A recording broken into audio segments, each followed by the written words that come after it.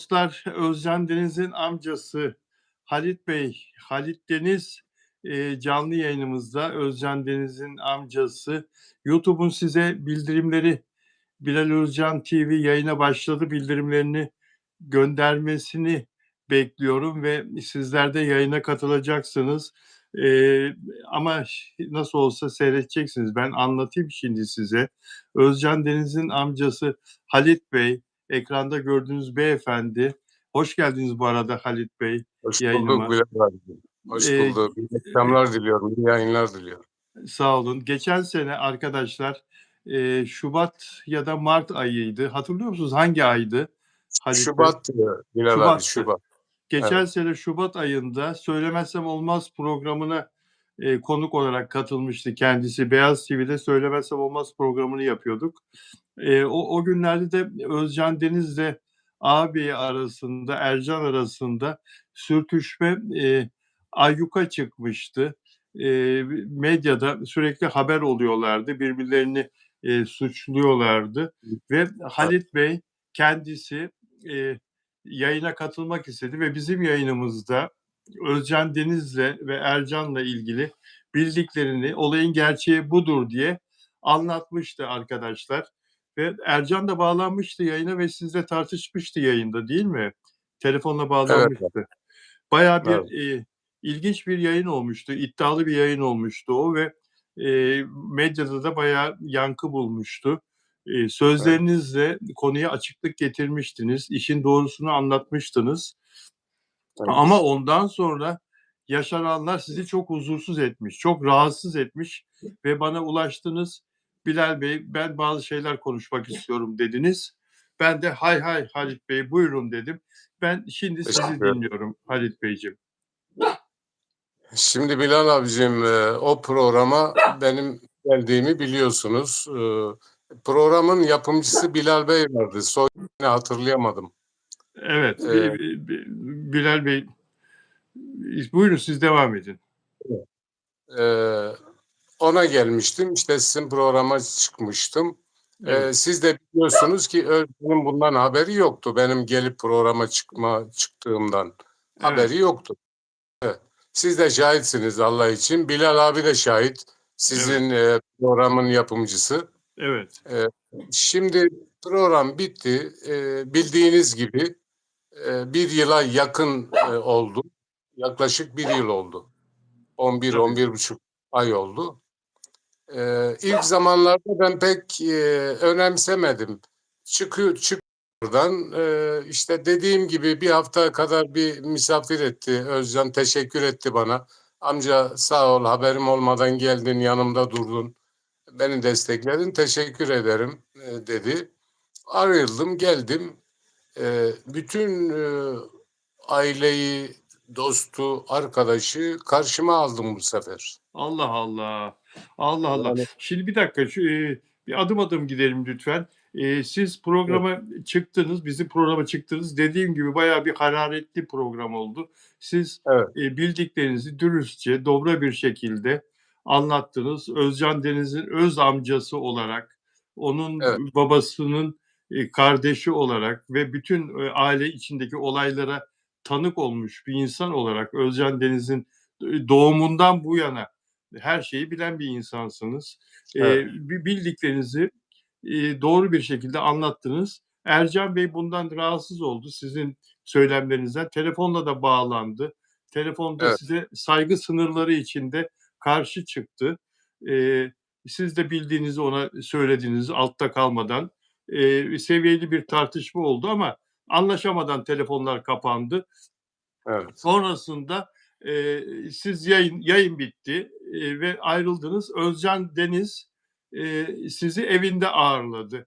Siz Mesaj attı İzmir'den bana. gelmiştiniz. İzmir'de yaşıyorsunuz. İzmir'den. İzmir'de evet, İzmir'den geldim program için.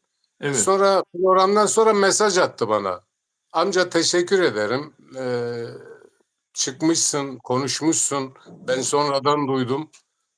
Hatta izletmişler telefondan Özcan Bey'e. Teşekkür etti bana. Neredesin amcaydı? Ben dedim Mecidiyeköy'deyim, İzmir'e dönüyorum dedim. Amca dedi gitme dedi. Birkaç gün seni görmek istiyorum dedi. Normal, E, güzel bir şey. evet. Baba yok, vefat etmiş. Baba yarısısınız siz amca olarak. Özlemiştir Yani de, ona evet. en yakın amca da benim ona Özcan Öyle Bey'e. mi? Ne güzel. Evet. Yani birlikte İzmir'de çalıştık, kaldık. Her şeyimiz beraberdi. Aydın'da birlikteydik.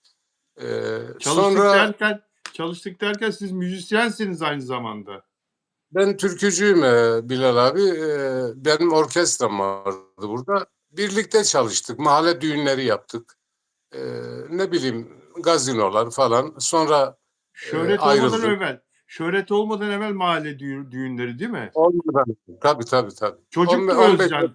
Çocukken Özcan 10 17, 16-17 yaşında. 15-16 yaşlarındaydı. 15-16 yaşında. İlk Evet. sizde çıktı sahneye o zaman Özcan. Evet evet. Düğünlerde işte şarkı türkü söylüyorduk. Şimdi Bir dakika, ne olur bir dakika, bir dakika Halit Bey. Çok güzel bir yere geldiniz. Özcan Deniz'i bu kadar eski anlatan sizden başka kimse görmedim ben şimdiye kadar. Bir ilk eşi vardı ama siz ondan da eski tanıyorsunuz. Tabii ki amcası olarak 15-16 yaşında. Özcan Deniz'in o zaman star olabileceğini görmüş müydünüz?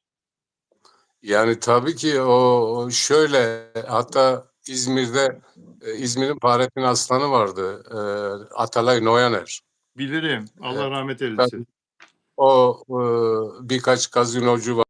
Onlara bile Mehmet Karahafız bu eski film yönetmeni, Çetin İnanç eski Evet. film yönetmeni. Onlara götürmüştüm. Elinden tutmalarını söylemiştim. Yardımcı olmalarını söylemiştim. Ee, Çok istiyordum. Yani çocukta o ışık vardı yani o zaman. Vardı değil mi? Abi vardı. Yerinde duramıyordu. Çok çalışıyordu. Hatta evde orkestra kuruyorduk. Çalışıyorduk. Hani prova yapıyorduk falan düğünlerden önce. Çok güzel günlerdi Bilal abi. Evet. Birlikte çalıştık, uğraştık. Gündüzleri boya işine gidiyorduk. Yine inşaatlarda.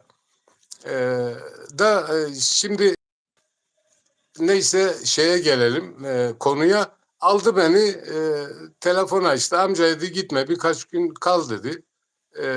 İhtiyacım var sana dedi. Sağ olsun şoförünü gönderdi. Sete götürdü beni şoför. Biraz muhabbet ettik. Çekimi bitti. Oradan amca dedi be eve gidelim. Eve gittik. Bir hafta kadar kaldım. Bırakmadı beni. Bırakmadı. İzmir'e Evet. göndermedi. Kalacaksın dedik. Yanında. Göndermedi. Evet. Evet. Sağ olsun ilgilendi. Dertleştik, konuştuk. e, Yedik, içtik. Ondan sonra ben dedim Özcan işlerim var benim gitmem lazım İzmir'e. Tamam amca dedi. Konuşuruz dedi. Döndük geldim ben. Abi bir geldim. İzmir'e. Evet, İzmir'e bir geldim Bilal abi. Telefon üstüne telefon. Arayan, gelen. Halit'ciğim Özcan kaç para verdi sana? Allah Halit abi, Allah. evet Özcan seni oraya çıkartmak için kaç para verdi? Allah Ee, Allah. Yolda arkadaşlarımı görüyorum. Halit abi hadi köşeyi döndün.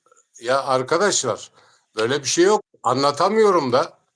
Bu sefer ben ilk zamanlar pek umursamadım.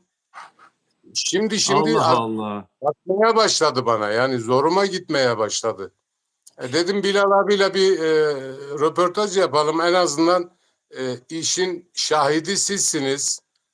Özcan'ın haberi olmadan gelip oraya çıktığından, sonradan Özcan'ın haberi olduğundan bu işten, bu röportajdan. E, Dedim en azından bir şey yapayım yani bir bildireyim. Herkes görsün yani. Tabii canım, o zaman hatta benim yanımda oturdunuz. Yayın boyunca da yan yana oturduk ve ben sizi gözlemledim. Yakından tanıma fırsatı buldum. Sizin söylemleriniz falan zaten hepsi dobraydı, doğruydu. Ama bu konuda da yani şunu söyleyeceğim size. Oraya gelecek konu, katılacak konu kararını yapımcı verir, Bilal Özbilge verir. Siz istediğiniz kadar mesela birisi size para Evet, vermiş olsa git o programa katıl filan diye yapımcı Bilal Özbilge size onay vermeden program için önemli bir konuk olmasanız değilseniz zaten oraya katılamazsınız. Ama siz Özcan Deniz'in amcası olarak konu gündemde olduğu için anlatacaklarınızdan dolayı önemli bir konuksunuz. Dolayısıyla Bilal Bey de şaşırdı. Hani hiç beni tanımıyor. evet, Siz gerçekten amcası mısınız dedi. evet, Amcasıyım. Teyit ettirebilirsin dedim. Peki evet. Özcan haberi var mı dedi. Yok dedim. Ee, Ne konuşacaksınız dedi. Dedim olanları konuşacağım. Hani doğruları söyleyeceğim dedim. Tamam dedi. Biraz muhabbet ettik. Önce anlattım ona. Tabii. Sonra tamam dedi. Yani demek istediğim o da şahit. Siz de biliyorsunuz konuyu. Ben bir de Bilal Bey benim böyle şeyler bu kadar ucuz biri değilim ben yani. Estağfurullah. Biz sizi Yeğeninden, tanıdık. öz yeğeninden para alıp çıkıp orada konuşacak karakterde biri değilim ben. Biz sizi tanıdık. Zaten siz orada gönülden konuştunuz. İçinizden geldiği gibi konuştunuz. Zaten bazı sorularda filan verdiğiniz yanıtlar nasıl samimi olduğunuzu zaten gösteriyordu. Peki size kaç para aldın diyenler arasında sizi hayal kırıklığına uğratan bir aile yakını filan da oldu mu? Yani çok şaşırdığınız insan En yakınlarım oldu. En yakınlarım oldu. Beni en çok seven dostlarım oldu. Allah Allah. Gidiyorum mesela ben geldikten sonra yine işime başladım. Dekorasyon işi, alçı boya işi yapıyorum.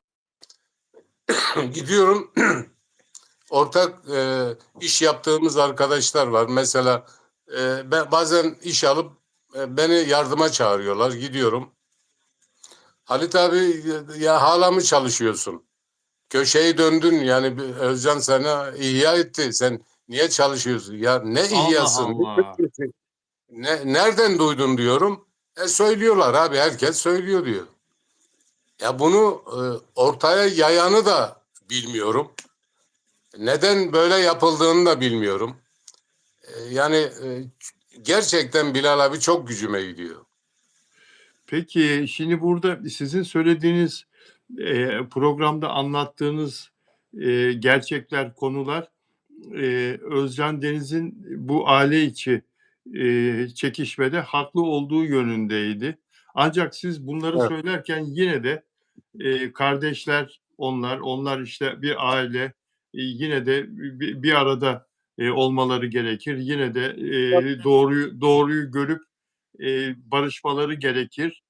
Katiyen evet. hani böyle bir kopsunlar filan şeyinde değildiniz. Yine Hayır, barışçı hayır. fikirdeydiniz. O da Eee, yeğenim, o da yeğenim Bilal abi tabii, yani. tabii. Hangisini Olumlu, atayım, hangisini tutayım yani. Ama evet. ben üzüldüğüm doğrular vardı. Hani bazı şeylere üzülmüştüm ben. Özcan'a karşı konuşulanlara. Geldim bildiğim doğruları anlattım. Hepsi bu kadar. Hepsi bildiğiniz doğrular da zaten bizim de bildiğimiz doğrular. Ama halkın bilmesi, halka anlatmak gerekiyordu. Özcan Deniz'in ailesinden birisinin çıkıp dobra dobra bunları konuşması önemliydi tabii. Peki Evet. sonra ne oldu? Sizi böyle suçladılar. Bu sizin gücünüze gitti. Ya o kadar gücüme gidiyor ki yani diyorum ki arkadaşlar siz beni tanıyorsunuz. 50 yıldır ben İzmir'deyim. 50 Evet. yıldır gece sahnedeyim, gündüz inşaattayım. Şimdi sahne işi bitti. Yaklaşık 10 yıldır bıraktım zaten. Ne gazino kaldı ne bir şey kaldı. Ee, Ara sıra özel gecelere gidiyorum. Özel düğünlere gidiyorum. Oralarda bile geliyorlar. Halit abi hadi gözün aydın köşeyi dönmüşsün. Ya arkadaşlar böyle bir şey yok. Ya benim yeğenimdir ya. Ya Özcan şöyle yapar. Ya kardeşim benim Özcan parasına ihtiyacım yok ki. Ben çalışıyorum. Kendi ekmeğimi kazanıyorum. Yani ille de birine destek oldun diye ille de ondan bir çıkar mı beklemen lazım? Para mı beklemen lazım? Para mı alman lazım? Bunu birileri yaptırıyor olabilir mi peki? Bunu böyle Tabii. birisi bir merkezden size karşı, Özcan'a karşı böyle bir provokasyon olabilir mi? Ya biri attı ortaya. Bize kafayı takan biri attı ortaya. Artık öyle devam etti gitti. Ve ilk zamanlar şey yapmıyordum, umursamıyordum Bilal abi. Yani diyordum ki ya affedersiniz it yürür, kervan yürür. Ben Evet. kendimi bildikten sonra kim ne derse desin. Ama şimdi herkes, önüme çıkan herkes söyleyince gücüme gitmeye başladı. Artık Özcan Deniz'in amcası Halit Bey'le görüşüyoruz dostlar. O Özcan Deniz'in amcasıyla görüşüyoruz. Pardon, devam edin siz lütfen. Yayına yeni gelenler için devam edin lütfen. Evet. Halit Deniz, Özcan Deniz'in amcası Halit Deniz'le görüşüyoruz. evet, Bilal abi. Evet. Bir ara bir gittiniz. Tamam. Peki şunu soracağım. Bu günümüzde hala devam ediyor mu? Bu 11 ay oldu. Bizim yayına o zaman geleli, televizyon kanalında programa geleli. Özcan Deniz'le ilgili abisi Ercan'la arasındaki husumetle ilgili doğru bilgileri anlattığınız 11 ay oldu. Hala o Evet. şey devam ediyor mu size? O suçlama? Dediğim gibi yani ben o yüzden sizi aradım. Allah Allah. Artıyor yani. Kimi Allah görüyorsun? Allah. Evet, Allah. yolda arkadaşlarım, dostlarım, beni tanıyan, tanımayan, aile içinde nereye gidiyorsam, iyi çalışmaya gidiyorum abi. Yolda adam beni boya yapıyoruz, alçı çekiyoruz. Yani inşaatta çalışıyorum. Ya Halit abi hayırdır hala burada mısın? Hani bir ton ne yaptın ya? Paralar bitti mi? Şimdi bir şey diyeceksin olmayacak. Kavga edeceksin olmayacak. Yani dedim ki bunu bir şey yapmam lazım, bir konuşmam lazım ki görsünler. Böyle bir şey olmadığını görsünler. Evet. Zaten Özcan Deniz'in bu konuda sizi yönlendirmesine falan hiçbir gerek yok. Çünkü Özcan Deniz kendi istediği zaman bizim kanala bağlanıp istediği gibi konuşabilir. Özcan Deniz televizyona bağlansa diye ana haber bültenleri Özcan Deniz'in peşinde koşuyordu o Tabii, günlerde.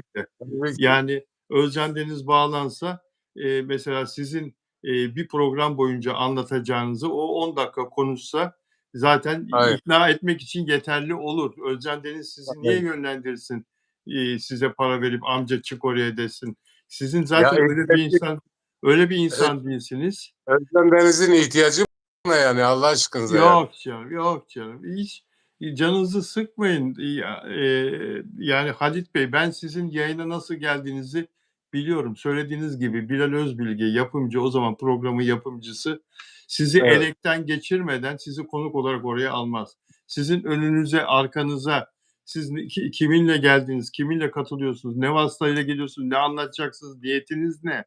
Oraya yapımcı olan insan o işin kurdu Bilal Özbilge. Yani onun gözünden hiçbir şey kaçmaz. Ben o Bilal Bey'e zaten bütün samimiyetimle gittim. Muhakkak. Oturdum. Önce tanıştık. Sonra ne konuşacaksın dedi. Anlat bana dedi. Konuştuk. Çok samimi bir şekilde can kulağıyla dinledi. Ondan sonra beni programa aldı. Bundan dedi Özcan haberi var mı? Yok abi dedim. Ben dedim İzmir'den geldim. Kimsenin haberi yok. Sadece Özcan değil, kimsenin haberi yok. Ben çıkıp konuşacağım dedim ve çıktık, programı yaptık, bitirdik, görüştük, geldik. Olay bu. Zaten Bilal Özbilge Özcan Deniz'le arkadaş.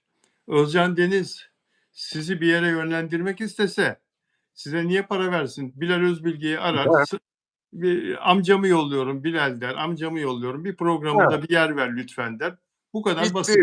Bu kadar bitti basit. olay. Yani. Ve iyi de bir konuksunuz. Konu da çok güzel. Yapımcı da Bilal Özbilge de sizi buyurun gelin konuşalım, anlatın der. Yani bunlara canınızı sıkmayın. Yani ben diyorum ki bunu söyleyenlere diyorum ki Evet. sen beni 50 yıldır tanıyorsun. Benim karakterimi hiç mi çıkaramadı? Hiç mi beni ne karakterde olduğumu bilmiyorsun dedim yani. Ben bunu yapacak bir insan mıyım diyorum. Bu kadar ucuz muyum yani? Kendi yeğenimden para alacak kadar ucuz muyum? Peki Ercan, bizim programa katıldığınızda, Söylemezse Olmaz programına katıldığınızda sizin anlattıklarınızdan rahatsız olan kişi Ercan'dı. Evet. Ercan daha sonra sizi aradı mı? Sizinle bir temas kurdu mu? Yok, Özcan Deniz'in yok, abi. yok aramadı. Sadece ben büyük abimi işte o zaman göndermiştik.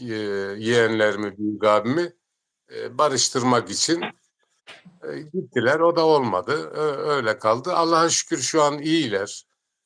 Sakinleşti ortalık. İnşallah bir daha o günleri yaşamayız. Yengem de rahatsız zaten biliyorsunuz Bilal abi. Biliyorum, Ee, geçmiş olsun. İyiler evet. derken Ercan'la Özcan barıştı mı? Bilmiyorum ama sakinleşti. Ortalık duruldu. Ee, Evet. e, Görüşmediğim için bilmiyorum. Yani aramıyorlar. O yüzden Evet. soramıyorum. Evet. Ama o şey yok. O kavga gürültü bitti. Evet. Bitti, bitti. Çok şükür. Ya ikisine de üzülüyorum Bilal abi. O da yeğenim, o da yeğenim. Yengem de şimdi hastalandı. Ona da üzülüyorum. Allah şifa versin. Allah versin. Allah Ee, şifa versin. Evet. istediğim bunlar da yani. Anladım. Anladım. Ve siz İzmir'desiniz. İşler devam ediyorsunuz tabii değil mi? Ben Müziği ne yaptınız? Müziğe devam ediyor musunuz? Müzik çalışmalarına? artık şey oldu Bilal abi, biliyorsunuz İzmir'de eskiden gazinolar vardı, fuar vardı. Vardı. Pavyonlarda çalışıyorduk. Şimdi pavyon kalmadı, gazino kalmadı, fuar kalmadı. Artık Maalesef. ara sıra çok seyrek olarak özel Maalesef. düğün, özel geceler olursa gidiyorum. Olmasa gündüz işte alçı boya işi, inşaat işi yapıyorum. Devam Evet. ediyorum. Çalışmaya çalışıyorum yani. Anladım Halit Beyciğim. Peki. Evet.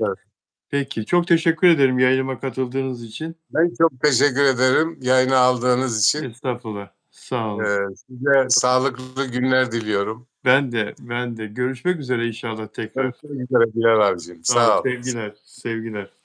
Sağ olun.